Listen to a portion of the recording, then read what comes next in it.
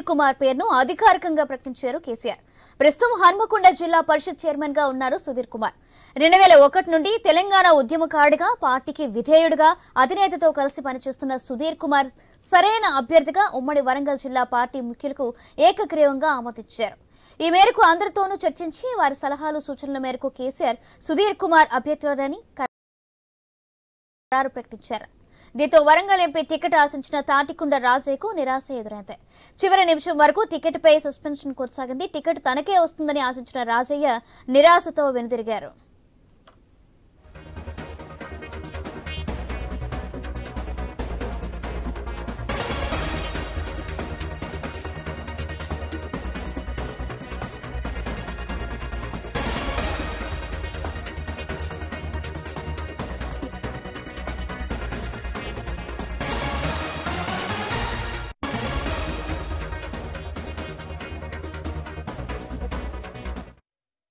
Warangal BRS MP అభ్యర్థిపై suspension వేడింది. Warangal BRS అభ్యర్థిగా మారేపల్లి సుధీర్ కుమార్ పేరును అధికారికంగా ప్రకటించారు కేసీఆర్.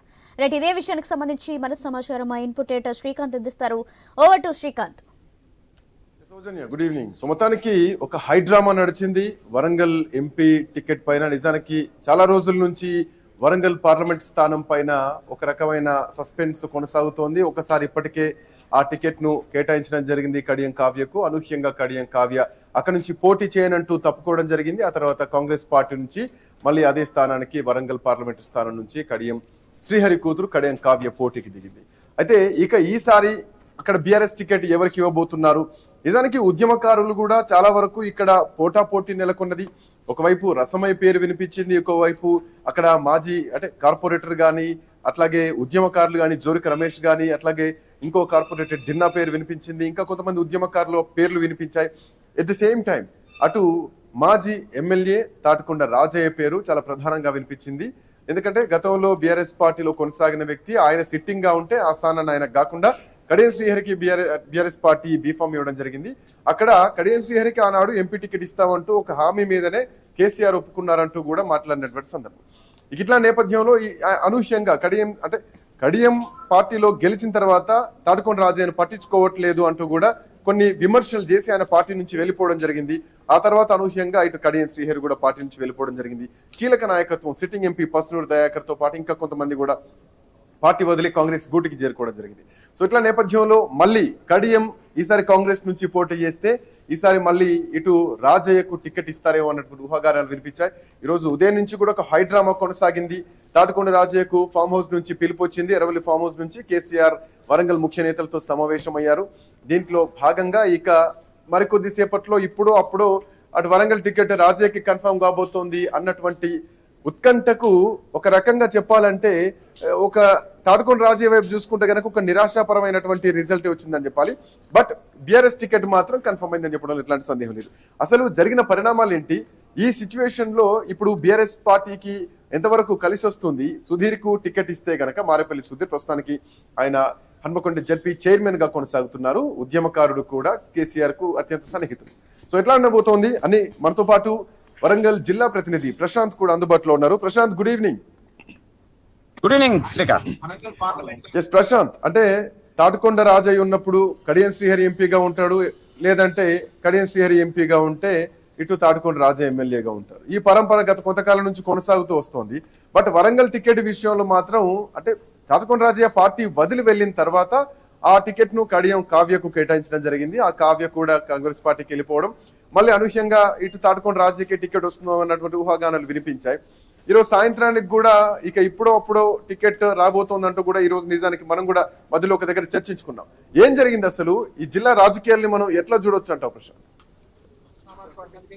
ఎస్ శ్రీకాంత్, మొత్తానికి బీఆర్ఎస్ పార్టీలో వరంగల్ ఎంపీ అభ్యర్థి పైన నాటకీయ పరిణామాలు చోటు చేసుకున్నాయి. గతంలో ఒక పేరును అభ్యర్థిత్వానికి పరిశీలించినప్పుడు ఆరు రమేష్ తప్పుకోవడంతో తప్పని పరిస్థితుల్లో కడియం కావ్య పేరును ప్రకటించారు. అనంతరం వాళ్ళు కూడా పార్టీ మారడంతో కొంత సందిగ్ధంలో పడ్డారు. పార్టీ క్యాడర్ నిర్ణయం మేరకే అభ్యర్థిని ప్రకటించాలని చెప్పేసి ఆలోచించి సుదీర్ఘంగా ఆలోచించిన అనంతరము పార్టీ అధినేత కేసీఆర్ ఈ రోజు మాత్రం కొద్దిసేపటి క్రితము ప్రస్తుతం హన్మకొండ జడ్పీ చైర్మన్ గా ఉన్న సుధీర్ సుధీర్ కుమార్ ను పార్టీ ఎంపీ అభ్యర్థిగా ప్రకటించారు. దీనికి అనేక పరిణామాలను ఆలోచించిన అనంతరమే ఈ యొక్క నిర్ణయం తీసుకున్నట్లు కూడా ఇక్కడ జిల్లా మాజీ ఎమ్మెల్యేలందరికీ కూడా కేసీఆర్ నచ్చ చెప్పాడు.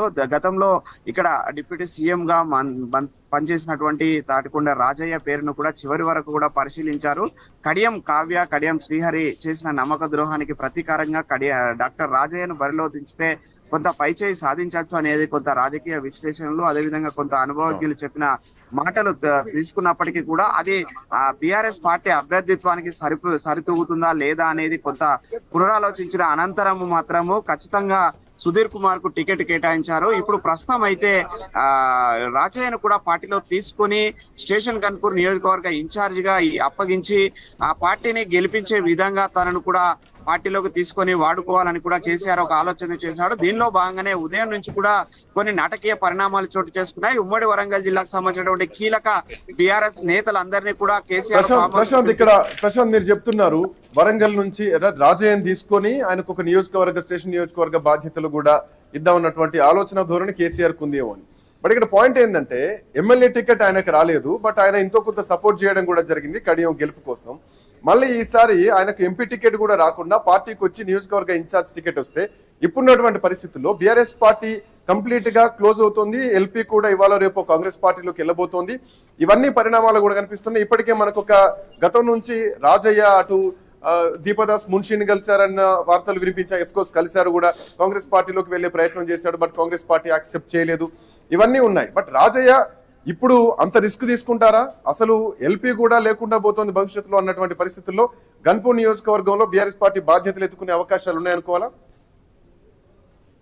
ఎస్ శ్రీకాంత్, కానీ రాజకీయాలలో ఏదైనా సాధ్యమవుతుంది. కానీ ఎందుకంటే రాజయ్య చిరకాల ప్రత్యర్థిగా ఉన్నటువంటి పక్కనే ఉండి వెన్నుపోటు పొడిచిన కడియం శ్రీహరి ప్రస్తుతం కాంగ్రెస్ లో ఉండడము, గతంలో ఆ రాజయ్య కాంగ్రెస్ పార్టీలో పనిచేసినప్పటికీ కూడా కాంగ్రెస్ తలుపులు కేవలం కడియం శ్రీహరి కోసమే ద్వారాలు మూసేరనేది విషయము డాక్టర్ రాజయ్యకు అర్థమైన నేపథ్యంలో తిరిగి బీఆర్ఎస్ లోకి రావడానికి తను ఆలోచన చేస్తున్నట్లు మనకు గత వారం రోజులుగా మనకు తెలుస్తుంది. అతను ఆ ఫోన్ స్టేటస్లు కావచ్చు, తన అనుచర వర్గం అంతా కూడా బీఆర్ఎస్ లోనే కొనసాగుదామని చెప్పేసి తిరిగి బీఆర్ఎస్ లోకి చేరాలని చెప్పేసి తన అనుచర వర్గం అంతా కూడా చెప్పడంతో తను సమాలోచన చేశాడు. అయితే కేసీఆర్ పిలుపు కోసం వెయిట్ చేశాడు ఇన్ని రోజులు. అయితే ఈ రోజు ఉదయం ఫోన్ కాల్ రావడంతో అభ్యర్థిత్వం వైపే ఆలోచన చేస్తారని చెప్పినప్పటికీ కూడా కేసీఆర్ కొంత నచ్చజెప్పి భవిష్యత్తు రాజకీయాలను దృష్టిలో పెట్టుకొని మనం ఈ ఎన్నికల్లో మాత్రం సుధీర్ కుమార్ కు ఖచ్చితంగా టికెట్ ఇచ్చి గెలిపించుకునే ప్రయత్నం చేద్దాం. రానున్న రోజులలో పార్టీలో కానీ మిగతా భవిష్యత్తు ఎన్నికలలో రాజయ్యకు కీలక అవకాశాలు కానీ కీలక పదవులు కానీ ఇస్తామనే ఒక కీలక హామీ ఇవ్వడంతో మాత్రం రాజయ్య కొంత సద్దుమణిగినట్టు మనకు తెలుస్తుంది శ్రీకాంత్. దీని నేపథ్యంలో సుధీర్ కుమార్ వైపే ఉమ్మడి జిల్లాలోని ఇటు మాజీ ఎమ్మెల్యేలు, ముఖ్యంగా వరంగల్ పార్లమెంట్ లో ఉన్నటువంటి తాజా మాజీ ఎమ్మెల్యేలు అటు భూపాలపల్లి కావచ్చు, పరకాల, అదేవిధంగా ఈస్ట్ వెస్ట్ తో పాటు ఒక్కసారి వరంగల్ మీరు చెప్తున్నట్టు వరంగల్ సినారియో అన్ని విషయాల్లో మనం మాట్లాడుకుందాం. విపత్తులకు వచ్చిన బ్రేక్ తీసుకుందాం. బ్రేక్ తర్వాత వరంగల్ లో ఉన్నటువంటి రాజకీయ పరిణామాలు ఏంటి, బీఆర్ఎస్ పార్టీకి ఎంతవరకు గెలుపు అవకాశాలు ఉంటాయి, బీఆర్ఎస్ పార్టీ నాయకత్వం ఎంతవరకు అక్కడ సపోర్ట్ ఉంటుంది, ప్రజలు ఎవరిని ఆదరించబోతున్నారు, ఒక త్రిముఖ పోరు కనిపిస్తోందా అన్న విషయాలు. మొత్తానికి వరంగల్ ఉన్నటువంటి suspense, Warangal BRS party ticket పైనటువంటి సస్పెన్స్ కు తెరవేడింది. ఒక నాటకీయ పరిణామాల మధ్య బీఆర్ఎస్ పార్టీ మారేపల్లి సుధీర్ కుమార్ కు, అక్కడ హన్మకొండ జెడ్పీ చైర్మన్ గా ఉన్నటువంటి సుధీర్ కు ప్రస్తుతానికి టికెట్ కేటాయించారు. ఆయన గెలుపు కోసం కృషి చేయాలంటూ కూడా వరంగల్ జిల్లా నాయకత్వాన్ని అందరికీ కూడా సమావేశంలో కేసీఆర్ తన ఫామ్ హౌస్ సమావేశంలో చెప్పడం జరిగింది. అయితే ప్రశాంత్ మనతో పాటు ఉన్నారు. ప్రశాంత్, కీలకమైనటువంటి అంశం ఎర్రవెల్లి ఫామ్ హౌస్ కు అక్కడ రాజయ్య చేరుకోబోతున్నారు, రాజయ్యకు పిలుపందింది అన్న వార్త ఒకవైపు, రాజయ్యకు టికెట్ ఇవ్వబోతున్నారు అన్నటువంటి వార్త ఇంకొక వైపు తిరిగింది సోషల్ మీడియాలో కానీ ఈవెన్ కొంతవరకు మీడియా సర్కిల్స్ లో కానీ. బట్ అంతకంటే ముందే ఎర్రవెల్లి దయాకర్ రావు కానీ, అట్లాగే దాస్య వినయ్ భాస్కర్ కానీ, ఇంకా కొంతమంది కీలకమైనటువంటి జిల్లా నాయకత్వం అంతా కూడా కేసీఆర్ తో ముందే సమావేశమై ఇటు రాజయ్య కాకుండా సుధీర్ కుమార్ కు టికెట్ ఇచ్చేలాగా కేసీఆర్ పైన కొంత ఒత్తిడి తీసుకొచ్చారు అన్నది కొంత బలంగా ఫామ్ హౌస్ నుంచి వినిపిస్తున్నటువంటి లీక్స్. సో కేసీఆర్ పిలుపు కోసమే అటు రాజయ్య కూడా వెయిట్ చేశారు. సో ఆల్మోస్ట్ ఫామ్ హౌస్ దాకా వచ్చి గౌరవరం దగ్గర ఒక డాబాలో ఆయన వెయిట్ చేస్తున్నారు పిలుపు కోసం అన్నది ప్రధానంగా వినిపించింది. రాజయ్యకి ఇస్తే వచ్చే నష్టం ఏంటి, సుధీర్ కుమార్కి ఇస్తే లాభం ఏంటి? ఇందాక మీరు చెప్తున్నట్టు చిరకాల ప్రత్యర్థులు వీళ్ళు, వీళ్ళ పోటాపోటీ కూడా అట్లే ఉంటుంది, ఒక టామ్ అండ్ జెర్రీ ఫైట్ లాగా కొనసాగుతూ ఉంటుంది. ఇట్లా నేపథ్యంలో రాజయ్య కాకుండా సుధీర్ కుమార్కి ఇస్తే ఎంతవరకు జిల్లా నాయకత్వం బలపడుతుందనుకోవాలా, ఎంతవరకు రాజయ్య అభిమాన వర్గం ఏదైతే ఉందో అది ఓటు రూపంలో డైవర్ట్ అవుతుంది అనుకోవాలా ప్రశాంత్? ఎస్ శ్రీకాంత్, ఇందులో రెండు విషయాలు. రాజయ్యకి ఇస్తే లాభం ఏంటి, నష్టం ఏంటి, సుధీర్ కుమార్ కి ఇవ్వడం వల్ల ఎలాంటి అవకాశాలు ఉంటాయన్న విషయంలో ఉదయం నుంచి కేసీఆర్ ఫామ్ హౌస్ లో తర్జన భర్జన జరిగింది. అందులో పార్టీ విధేయుడిగా ఉండి 2001 నుంచి టిఆర్ఎస్ లో ఉద్యమకారుడిగా టిఆర్ఎస్ పార్టీ స్థాపించిన తర్వాత మొదటిసారి ఎలకతుర్తి జెడ్పీటీసీగా గెలిచి ఉమ్మడి కరీంనగర్ జిల్లాలో జెడ్పీ వైస్ చైర్మన్ గా పనిచేసిన అనుభవం ఉన్న సుధీర్ కుమార్ కు అనంతరం మధ్యలో మళ్ళీ ఎలాంటి అవకాశాలు రాలేదు. మొన్నటిసారి హన్మకొండ జిల్లాలో ఎలకతుర్తి భీమదేవపల్లి 2 మండలాలు ఇటు హన్మకొండ జిల్లాలోకి వచ్చిన తర్వాత మరొకసారి హన్మకొండ జిల్లా ఎస్సీ రిజర్వ్డ్ జెడ్పీ చైర్మన్ కావడంతో మళ్ళీ భీమదేవపల్లి నుంచి జెడ్పీటీసీగా గెలిచి అతను హన్మకొండ జిల్లా జెడ్పీ చైర్మన్ గా బాధ్యతలు చేపట్టాడు. ఇతను 2001 నుంచి ఉద్యమకారుడిగా, పార్టీ నేతగా, పార్టీ విధేయుడిగా, ముఖ్యంగా చెప్పాలంటే పార్టీ విధేయుడిగా పార్టీ ఏ బాధ్యతలు అప్పగిస్తే ఆ బాధ్యతలకు వన్నె తెచ్చే విధంగా ఒక ఉన్నత విద్యావంతుడిగా సుధీర్ కుమార్ పార్టీలో మెదలడం మాత్రం అతనికి పాజిటివ్ అంశంగా కలిసి వచ్చింది. 2019 నుంచి ఈ యొక్క జెడ్పీ చైర్మన్ గా ఉన్నప్పటికీ కూడా ఎలాంటి వివాదంలో చిక్కుకోకుండా, ఎలాంటి తప్పిదాలలో అతను ఏలు పెట్టకుండా పార్టీలో కానీ, అటు పదవులలో కానీ, ఇటు ప్రభుత్వంలో కానీ ఎలాంటి మచ్చలేని నాయకుడిగా, ఒక మంచి పేరున్న వ్యక్తిగా సుధీర్ కుమార్ కే అవకాశం ఇవ్వాలని చెప్పేసి ఇక్కడ పార్టీ మాజీ ఎమ్మెల్యేలు, మాజీ మంత్రి ఎర్రబెల్లి దయాకర్ రావు కూడా పట్టుపట్టాడు. అయితే రాజయ్యకి ఇవ్వకపోవడంలో మాత్రం కీలకంగా వచ్చిన ఒక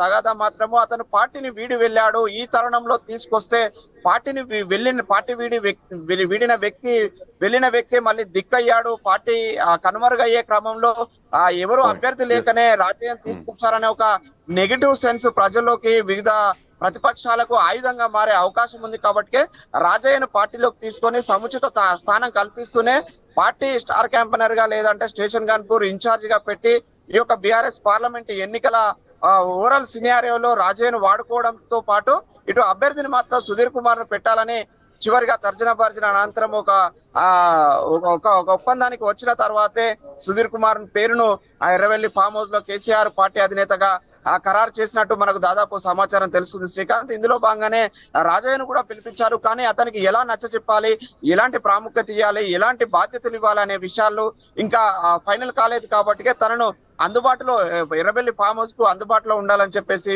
మధ్యవర్తిత్వంగా జనగామ ఎమ్మెల్యే పల్లరాజేశ్వర రెడ్డికి ఆ బాధ్యతలు అప్పగించారు.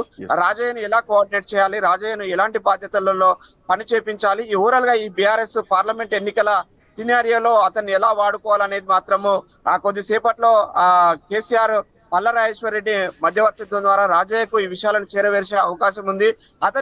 రాజయ్య కూడా అన్కండిషనల్ గా పార్టీలోకి రావడానికి అతను కూడా ఒప్పుకున్నట్లు మనకు తెలుస్తుంది. పార్టీలోకి వచ్చాక తనకు ఆత్మగౌరవానికి సంబంధించినటువంటి విషయాలను మాత్రం పరిగణలోకి తీసుకొని తనకు రెస్పెక్ట్ ఇవ్వాలనేది మాత్రమే ఒక చిన్న డిమాండ్ తప్ప మిగతా ఈ విషయాలలో అన్కండిషనల్ గా పార్టీలో చేరేందుకు రాజయ్య సముఖంగా ఉన్నట్లు కూడా తెలిసింది. దీంతోనే ఇటు సుధీర్ కుమార్ వైపు మొగ్గు చూపారు. సుధీర్ కుమార్ ను అభ్యర్థిత్వంగా పెట్టి రాజయ్యను ఆ పార్టీ కార్యకలాపాలలో, పార్టీ బాధ్యతలలో ఇటు స్టేషన్ గన్పూర్ లో ముఖ్యంగా కడియం శ్రీహరి చేసినటువంటి నమ్మక ద్రోహానికి పై చేయిగా అక్కడి నుంచి ఓటు బ్యాంకు రాబట్టుకోవడానికి కోసం అయితే కీలకంగా అతన్ని వాడుకునే విషయంలో తర్జన భర్జన అనంతరమే ఈ యొక్క రాజయ్యను పార్టీ వైపు బాధ్యతలలో ఉంచాలి, సుధీర్ కుమార్ పోటీ చేయించాలనే ఒక నిర్ణయానికి వచ్చిన తర్వాత ఈ నిర్ణయాన్ని ప్రకటించినట్లయితే మనకు తెలుస్తుంది శ్రీకాంత్. మొత్తానికైతే బీఆర్ఎస్ పార్టీ కొంత సందిగ్ధంలో నుంచి బయటకు వచ్చి అయితే ఒక పార్టీ విధేయుడికి, ఒక ఉద్యమకారుడికి టికెట్ ఇచ్చినట్టు ఇంకా మనకు కనిపిస్తుంది. ఈ యొక్క నేపథ్యంలో గతంలో కాకతీయ యూనివర్సిటీ విద్యార్థి నేతలు అనేక మంది కూడా ఈ టికెట్ ఆశించారు. జోరికి రమేష్ లాంటి వాళ్ళు కూడా ఈ టికెట్ కావాలి, ఈ టికెట్ ఉద్యమకారులకు ఇస్తే వరంగల్ కు మరొకసారి పార్టీ భవితవ్యానికి మేమంతా కూడా తోడ్పడతామని కూడా మీరు చెప్తున్నట్టు ప్రశాంత్, వరంగల్ అంటేనే ఒక ఉద్యమానికి నేపథ్యం ఉన్నటువంటి జిల్లా. దాంట్లో భాగంగా ఇందాక మీరు చెప్తున్నట్టు అక్కడ జోరికి రమేష్ పేరు వినిపించింది, డినా లాంటి వ్యక్తుల పేర్లు వినిపించింది, కార్పొరేటర్లు, ఇంకా కొంతమంది ఉద్యమకారులకే కేటాయించాలి, దట్టు కాకతీయ యూనివర్సిటీ ఉద్యమానికి కేంద్ర బిందువు అంటూ కూడా ఈ నినాదం రావడం జరిగింది. ఇట్లా నేపథ్యంలో మీరు చెప్తున్న సినారియో ప్రకారం చూస్తే గనక ఇప్పుడు సుధీర్ కుమార్ కి ఉద్యమ నేపథ్యం ఉంది, కేసీఆర్ కు విధేయుడుగా ఉంది, అట్ ద సేమ్ టైం రాజకీయ అనుభవం కూడా ఉంది. సో ఉద్యమకారులంతా కూడా ఈసారి సుధీర్ కుమార్ వెంట ఉన్నట్టుగానే మనం భావించవచ్చా? ఎందుకంటే వాళ్ళు కూడా టికెట్ ఎక్స్పెక్ట్ చేసిన వాళ్ళే. సో ఈసారి టికెట్ ఇచ్చారు కాబట్టి ఖచ్చితంగా మేమంతా కలిసి పని చేసుకుంటాం జిల్లా నాయకత్వం అనే అవకాశాలు ఏమైనా ఉన్నాయి, వాళ్ళు డీలా పడే ఛాన్స్ ఏమైనా ఉన్నాయి అనుకోవచ్చు? ఎస్ శ్రీకాంత్, దీని మీద గత వారం రోజుల క్రితము వరంగల్ పార్లమెంట్ కి సంబంధించినటువంటి బీఆర్ఎస్ కీలక సమావేశం ఇక్కడ సమ్మేళనం నిర్వహించారు. దానికి ముఖ్య అతిథిగా మాజీ మంత్రి సిద్దిపేట ఎమ్మెల్యే హరీష్ రావు వచ్చినప్పుడు అటు కార్యకర్తలను దిశానిర్దేశం చేస్తూనే ఇక్కడ ఉన్నటువంటి మాజీ ఎమ్మెల్యేల అభిప్రాయం సేకరించాడు. అందులో ముఖ్యంగా ఆ ఉద్యమకారులకు కూడా సేకరించాడు. ఉద్యమకారుల పోటీ చేస్తే ఎలా ఉంటుంది, లేదంటే వాళ్ళు పోటీ నుంచి తప్పుకుంటే ఎలాంటి వ్యక్తికి టికెట్ ఇవ్వాలని అభిప్రాయ సేకరణ చేసినప్పుడు ఇక్కడ ఉద్యమకారులు కూడా ఏకాభిప్రాయానికి వచ్చి అయితే మాకు అవకాశం ఇవ్వండి, లేదంటే ఇక్కడ ఉన్నటువంటి స్థానికుడికి ఇక్కడ ఉన్నటువంటి పార్టీ విధేయుడికి ఇవ్వండి తప్ప పారాషూట్ లీడర్ ను మాత్రం ఎట్టి పరిస్థితుల్లో మేము ఒప్పుకోము, పారాషూట్ లీడర్ ను తీసుకొస్తే మాత్రం మేము పార్టీని వీడడమే కాకుండా పార్టీ ఓటమికి కూడా మేము పనిచేస్తామని చెప్పిన నేపథ్యంలో ఈ యొక్క అన్ని అంశాలను పరిగణలోకి తీసుకొని ఇటు ఉద్యమకారులు కలిసి పనిచేయాలన్నా, పార్టీ కార్యకర్తలు ఆ ఉత్సాహంతో ముందుకు సాగాలన్నా, పార్టీ మళ్ళీ తిరిగి భవితవ్యాన్ని గత పునర్వైభవాన్ని సంతరించుకోవాలంటే కనుక అటు ఉద్యమకారుడిగా, పార్టీ విధేయుడిగా, ఇటు రాజకీయ అనుభవం ఉన్నటువంటి 3 క్వాలిటీస్ ఉన్న సుధీర్ కుమార్ వైపే ఈ యొక్క అధిష్టానం మొగ్గి చూపి ఈ యొక్క టికెట్ ఇచ్చినట్టయితే మనకు తెలుస్తుంది శ్రీకాంత్. ముఖ్యంగా ఈ యొక్క పార్టీ భవితవ్యం కూడా ఇక్కడ ప్రశ్నార్థకంగా మారుతుంది. ఇటు గ్రామ స్థాయిలో నుంచి మొదలుకుంటే కార్పొరేటర్ల వరకు కూడా అందరూ కూడా పార్టీలు జంప్ అవుతున్నారు. తాజా మాజీ ఎమ్మెల్యేలు కూడా పార్టీలు మారుతున్నారు. సిట్టింగ్ ఎంపీ కూడా పార్టీ మారాడు. ఈ తరుణంలో బీఆర్ఎస్ పార్టీ మనుగడే ఒక ప్రశ్నార్థకంగా మిగిలిన సమయంలో ఇక్కడ ముఖ్యంగా ఎస్సీ రిజర్వ్ పార్టీ మనుగడ ప్రశ్నార్థకంగా మునిగింది, మారిపోయింది అన్న పదాన్ని కొంచెం మనం డెప్త్ గా అనాలిసిస్ చేస్తే గనక కడియం శ్రీహరికి ఎమ్మెల్యే టికెట్ ఇవ్వడం జరిగింది, ఆయన గెలవడం కూడా జరిగింది. బట్ రాజయ్య విషయానికి వస్తే ఆయనకు టికెట్ ఇవ్వలేదు. అట్ ది సేమ్ టైం అక్కడ బీఆర్ఎస్ పార్టీ గెలవడం జరిగింది, రాష్ట్రంలో ప్రభుత్వం కోల్పోవడం జరిగింది, ప్రతిపక్షంలో ఉండడం జరిగింది. బీఆర్ఎస్ పార్టీని వీడుతున్నటువంటి క్రమంలో రాజయ్య కొన్ని వ్యాఖ్యలు చేయడం జరిగింది. నన్ను పట్టించుకోవడం లేదు, కనీసం కలవడానికి అవకాశం కూడా ఇవ్వడం లేదు అంటూ కూడా ఒక బాధాతప్త హృదయంతో మాత్రమే రాజయ్య బయటకు వెళ్లారు. బట్ కడియం విషయానికి వస్తే గనక బీఆర్ఎస్ పార్టీ పైన నిందలు వేస్తూ ఇక్కడ భూ కబ్జాలు జరిగినాయి, అక్రమాలు జరిగినాయి, అవినీతి జరిగిందంటూ కూడా చాలా ఒక ఆరోపణలు చేస్తూ కడియం శ్రీహరి గాని లేదంటే కడియం కావ్య గాని చేసినటువంటి వ్యాఖ్యలు. బట్ రాజయ్య విషయానికి వస్తే అట్లాంటి ఆరోపణలు అంటే కూడా ఈయనకు నమ్మక ద్రోహం జరిగింది అన్నటువంటి ఒక బాధ కనిపించడం జరిగింది. ఈ 2 సినారియాలు చూసుకుంటే కడియం శ్రీహరి విషయం మళ్ళొక్కసారి మనం మాట్లాడుకుంటే గనక కడియం శ్రీహరి పార్టీని ముంచడం జరిగింది, పార్టీకి వెన్నుపోటు ఓడవడం జరిగింది. చాలా మంది పార్టీ నాయకుల్ని పార్టీలో ఉండికి బయటికి పంపించేశారు. అక్కడ సిట్టింగ్ ఎంపీ పసునూరు దయాకర్ అయితేనేమి, లేదంటే ఆరూరు రమేష్ లాంటి వ్యక్తులు అయితేనేమి కీలకమైనటువంటి జిల్లా నాయకత్వాన్ని మొత్తం పార్టీ నుంచి బయటికి వెళ్ళగొట్టారు ఇండైరెక్ట్ గా అంటూ కూడా కొన్ని ఆరోపణలు రావడం జరిగింది. ఆయనే ఆఖరికి పార్టీని నమ్మక ద్రోహం చేసి వదిలి వెళ్ళడం జరిగింది. ఇవన్నీ కూడా ప్రజా కోణంలో ప్రజా కోర్టులు ఇవన్నీ ప్రశ్నలు వినిపిస్తున్నాయి, ఇవన్నీ క్లారిటీస్ కూడా ఉన్నాయి. బట్ ఇప్పుడు రాజయ్య గాని బీఆర్ఎస్ పార్టీ నాయకత్వం గాని అటు ఆరూరు రమేష్ బీజేపీ నుంచి ఉన్నారు, ఇటు కడియం కావ్య కాంగ్రెస్ పార్టీ నుంచి. బీఆర్ఎస్ పార్టీ ఎత్తుకునే అంశాలేంటి, ప్రజలు ఎట్లా అట్రాక్ట్ అయ్యే అవకాశాలు? ఎందుకంటే అక్కడ మహా అయితే ఒక 5-6 వేల మెజార్టీతో మాత్రమే కాంగ్రెస్ పార్టీకి బీఆర్ఎస్ పార్టీకి జరిగినటువంటి పోటాపోటీలో బీఆర్ఎస్ పార్టీ గెలవడం జరిగింది. సో ఈసారి ఈ కోణాన్ని ఎట్లా చూడొచ్చు, ఈ త్రిముఖ కోణాన్ని? ఎస్ శ్రీకాంత్, ముఖ్యంగా ఆ రాజయ్య ఎపిసోడ్ చూసుకుంటే రాజయ్య కొంత బాధాప్త హృదయంతో బయటికి వెళ్ళాడు తప్ప కేసీఆర్ మీద కానీ పార్టీ మీద కానీ ఎలాంటి అనుచిత వ్యాఖ్యలు చేయకుండా బయటికి వెళ్ళాడు. ఒక రాజకీయ చతురత ఉపయోగించి పార్టీని వీడాడు తప్ప ఒక భవిష్యత్తు రాజకీయాన్ని దృష్టిలో పెట్టుకునే బయటికి వచ్చాడు తప్ప ఎలాంటి పార్టీ మీద కానీ అధినేత మీద కానీ ఆ తోటి మిగతా వాళ్ళ మీద కానీ ఎలాంటి నిందలు వేయలేదు. కేవలం కడియం శ్రీహరికి ప్రియారిటీ ఇచ్చి నేను ఇన్ని రోజులు డిప్యూటీ సీఎం గా 3 పర్యాయాలు ఆ ఎమ్మెల్యేగా పనిచేశాను, సిట్టింగ్ కాంగ్రెస్ గవర్నమెంట్ లో కాంగ్రెస్ ను వీడి నేను తెలంగాణ ఉద్యమం కోసం వచ్చాను, అలాంటి నాయకుడిని చిన్న చూపు చూస్తున్నారు తప్ప అనే ఒక వ్యాఖ్య తప్ప మిగతా అన్ని కూడా ఇలాంటి వ్యాఖ్యలు చేయకుండా రాజయ్య బయటికి వెళ్లడం తోటి అతని మీద మంచి సాఫ్ట్ కార్నర్ కేసీఆర్ కు ఉన్నట్టు మనకు తెలుస్తుంది శ్రీకాంత్. ఈ నేపథ్యంలోనే రాజయ్యను మళ్ళీ తిరిగి పార్టీలోకి తీసుకుని వచ్చి కీలక బాధ్యతలు అప్పగించి పార్లమెంట్ ఎన్నికలలో మళ్ళీ పని చేపించాలనే ఒక లక్ష్యంతో పెట్టుకున్నారు. అదేవిధంగా ఎంతో ప్రియారిటీ ఇచ్చినటువంటి కడియం శ్రీహరి, కడియం కావ్య పార్టీకి గానీ అటు అధినేత మాటకు వెన్నుపోటు పొడిచి వెళ్ళిన క్రమంలో అతనికి కూడా తగిన బుద్ధి చెప్పాలంటే తిరిగి రాజయ్యను మళ్ళీ పార్టీలోకి తీసుకొని తగిన ప్రాధాన్యత ఇచ్చి ఇటు పార్టీ ఎన్నికల్లో గెలుపు అవకాశాలకు బాటలు వేయాలనే నేపథ్యంలోనే రాజయ్యను పిలుచుకున్నట్టు తెలుస్తుంది. మరోవైపు కడియం ఎపిసోడ్ తీసుకుంటే అతను టీడీపీని వీడి టీఆర్ఎస్ లోకి వచ్చిన సమయంలో కావచ్చు, ఈ రోజు టీఆర్ఎస్ ను వీడి టీఆర్ఎస్ లోకి వచ్చినప్పుడు అయితే ముఖ్యంగా లిక్కర్ కేసు విషయంలో, అదేవిధంగా భూ కబ్జాల విషయంలో కీలక వ్యాఖ్యలు చేయడమే కాకుండా తన కూతురి అభ్యర్థిత్వాన్ని ప్రకటించిన తర్వాత తన కూతురితో లేఖ ఇప్పించి వెళ్ళడం మాత్రము కేసీఆర్ జీర్ణించుకోలేకపోయాడు. ఎంతో ప్రాధాన్యత ఇటు ఎంపీగా 2014లో ఇచ్చి అనంతరం డిప్యూటీ సీఎం గా చేసి అనంతరం ఎమ్మెల్సీగా చేసి 2023 ఎన్నికలలో ఎమ్మెల్యేగా అవకాశం ఇచ్చి ఒకే పార్టీలో 4 పదవులు అవకాశం కల్పించిన కేసీఆర్ కు వెన్నుపోటు పెడిచి వెళ్ళాడనేది ఒక కేసీఆర్ మనసులో మాట పెట్టుకొని కడియం శ్రీహరిని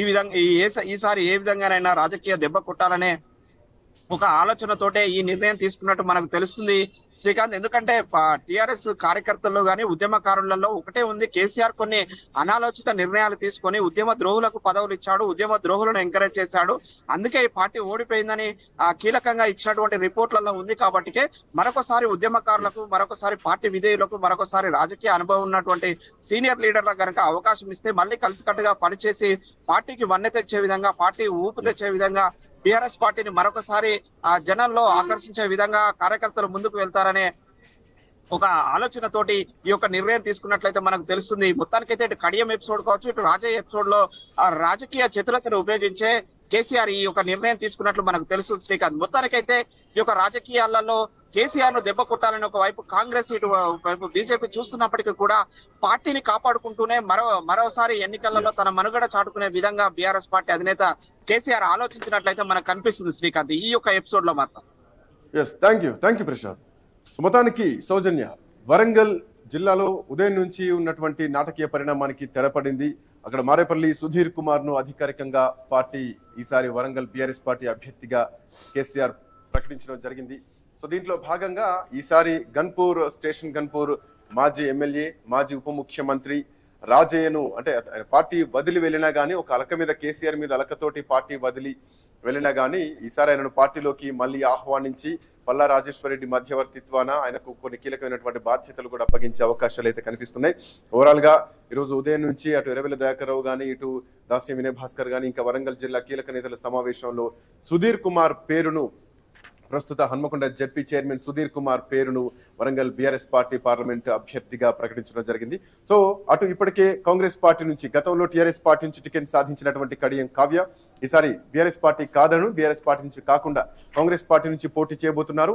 అటు బీఆర్ఎస్ పార్టీలో మాజీ ఎమ్మెల్యే, వర్ధనపేట ఎమ్మెల్యేగా ఉన్నటువంటి ఆరూరి రమేష్ ఈసారి భారతీయ జనతా పార్టీ నుంచి ఎంపీ అభ్యర్థిగా ఆయన అదృష్టాన్ని పరీక్షించుకోబోతున్నారు. సో రాజా ఎంటర్ అయిన తర్వాత ఎట్లాంటి మార్పులు జరగబోతున్నాయి రాజకీయాల్లో?